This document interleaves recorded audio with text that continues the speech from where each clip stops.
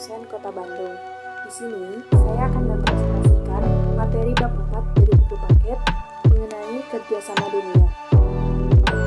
Sebelumnya di sini saya akan memberitahu tujuan saya menyusun, membuat, dan mengerjakan tugas ini. Tujuan saya menyusun, membuat, ataupun mengerjakan tugas presentasi ini yaitu untuk memenuhi kewajiban saya dalam mengikuti pembelajaran IPS yang dibimbing oleh Bu Guru. Pada materi pertama yang diambil dari mindmap yaitu Bumi. Bumi adalah planet dan dapat dihuni oleh berbagai jenis makhluk hidup. Dia memiliki luas permukaan karang lebih dari 510 juta kilometer, di mana 70,8%-nya adalah lautan dan 29,2% adalah daratan. Sepertiga dari daratan bagi sektor pertanian, 2/3-nya tertutup es, gurun, pegunungan, dan juga hutan. Lalu pada slide berikutnya yaitu di sini ada benua. Selanjutnya mari kita bahas satu persatu dari 5 benua yang akan saya jelaskan pada materi ini, seperti benua Asia, Amerika, Eropa, Australia, dan juga Afrika. Yang pertama yaitu ada benua Asia. Di sini saya membagi menjadi 3 yaitu ada astronomi, iklim, flora dan fauna, serta geografi. Pada astronomi di sini luas wilayah benua Asia itu mencapai 44.579.000 km persegi atau 30% dari total daratan bumi. Nah, terletak benua Asia ini 26 derajat bujur timur sampai 170 derajat bujur timur dan 11 derajat bujur timur sampai 80 derajat bujur timur. Lalu ada iklimnya yaitu berdasarkan matahari ada iklim tropis, subtropis, dan juga sedang. Lalu berdasarkan mountain yaitu iklim tropis, gurun atau kering, sedang basah, dan juga dingin. Lalu juga ada flora faunanya loh di benua Asia seperti kaktus, magnolia, hidrogen, lumut, gajah, bintang, singa, kucing, kedelai, panda, harimau, jagal, dan juga orangutan. Lalu letak geografisnya terbagi menjadi 2 bagian, ada Asia Tenggara, Asia Timur, Asia Barat, Asia Selatan, dan juga Asia Tengah. Di sini ada benua Afrika. Saya juga pembagian menjadi 4 bagian: astronomi, iklim, flora dan fauna, serta juga geografis. Nah, pada astronomi di benua Amerika memiliki luas 26.709.000 km persegi, di antara 26 derajat lintang utara sampai 80 derajat lintang timur, dan 68 derajat bujur barat sampai 162 derajat bujur barat. Nah, iklim di benua Amerika ini ada iklim dingin, iklim sedang, iklim subtropis, dan juga iklim tropis. Flora dan faunanya juga cukup beragam, seperti ada pinus, mahoni, dan juga alas. Lalu ada beruang, serigala, dan juga busa. Lalu letak geografis dari benua Amerika ini yaitu berbatasan dengan Samudra Atlantik di utara, Samudra Atlantik utara di timur, Laut Karibia di selatan, dan Samudra Pasifik utara barat. Nah, pada slide ke-7 juga ada benua Afrika. Astronominya terletak pada 30.370.000 km persegi di antara 70 derajat bujur barat sampai 51 derajat lintang utara dan juga 37 derajat lintang utara sampai 34 derajat lintang selatan. Lalu di benua Afrika juga memiliki iklim seperti tropis dan juga iklim subtropis. Flora faunanya juga beragam, seperti ada tumbuhan paku, sabana, dan juga semak belukar. Kemudian faunanya juga seperti singa, harimau, gajah, dan juga badak. Nah, benua Afrika ini juga geografisnya terbagi menjadi 5, yaitu Afrika Utara, Afrika Barat, Afrika Timur, Afrika Tengah, dan juga Afrika Selatan. Nah, lanjut ke slide yang ke-8, yaitu ada benua Eropa. Di sini, benua Eropa memiliki astronomi 10.180.000 km persegi, di antara 9 derajat bujur barat sampai 64 derajat bujur timur, dan juga 55 derajat lintang utara sampai 75 derajat lintang utara.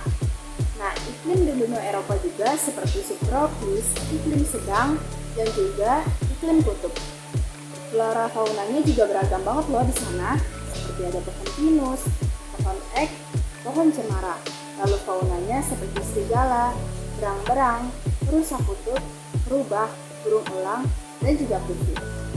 Geografisnya juga terbagi menjadi 4 bagian, yaitu Eropa Timur, Eropa Utara, Barat, dan juga Eropa Selatan. Nah, pada slide ke-9 ada juga benua Australia. Di sini juga saya sama membagi menjadi 4 bagian, yaitu astronomi, iklim, flora dan fauna, serta geografis juga. Nah, benua Australia ini memiliki astronomi sebesar 7.692.000 km persegi, di antara 115 derajat bujur timur sampai 155 derajat bujur timur, dan 100 derajat lintang selatan sampai 45 derajat lintang selatan. Nah, di benua Australia ini memiliki iklim tropis, subtropis, dan juga iklim sedang. Nah, flora dan faunanya juga cukup beragam sih, seperti akasia platypus dan eucalyptus, koala, kanguru, serta wombat dan emu.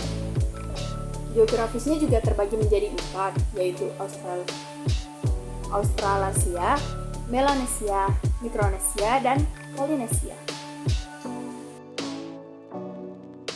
Ya, di sini saya akan menjelaskan persebaran awal dari manusia, mulai dari antropologi ragawi, persebaran manusia modern, sampai ke arah penyebarannya, migrasi, interaksi, serta adaptasi dan evolusinya. Nah, di sini seperti yang tertera pada PPT-nya, yaitu antropologi ragawi, Homo sapiens berevolusi menjadi manusia modern sekitar 200.000 tahun yang lalu di Afrika. Kemudian, persebaran manusia modern melalui jalur selatan merupakan jalur paling sesuai menurut studi genetika dan data arkeologis. Nah, pada slide 11 juga di sini ada arah penyebarannya, seperti yang pertama arah timur atau Asia sekitar 50.000 tahun yang lalu, arah tenggara Onesia 40.000 tahun yang lalu yang terakhir Eropa sekitar 40.000 tahun yang lalu, dan menggantikan populasi Neanderthal. Nah, di sini juga di bagian bawahnya ada migrasi, interaksi, adaptasi, dan juga evolusi.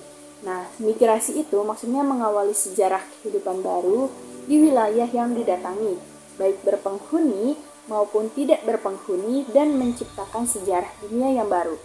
Nah, lalu yang kedua yaitu interaksi dan adaptasi. Nah, interaksi dan adaptasi itu adalah dua hal yang saling berhubungan. Jika terjadi interaksi, maka akan ada adaptasi yang terjadi saat melakukan interaksi tersebut, dan akan beradaptasi jika interaksi tersebut menjadi terus-menerus. Lalu yang terakhir yaitu evaluasi atau evolusi. Nah, manusia akan berevolusi baik fisik maupun budayanya. Nah, proses evaluasi ini tidak bisa terjadi secara cepat, tapi terjadi secara perlahan, membutuhkan waktu yang cukup lama. Lalu di sini ada keberagaman masyarakat di dunia. Keberagaman itu banyak banget jenisnya ya, seperti keberagaman agama, budaya, bahasanya juga, terus suku bangsa. Nah, di sini saya akan menjelaskan satu persatu dari keberagaman masyarakat di dunia. Yang pertama, ada agama. Agama yang ada di dunia ini serta diakui ada agama seperti Islam, Katolik, Kristen Protestan, Hindu, Buddha, dan juga Konghucu.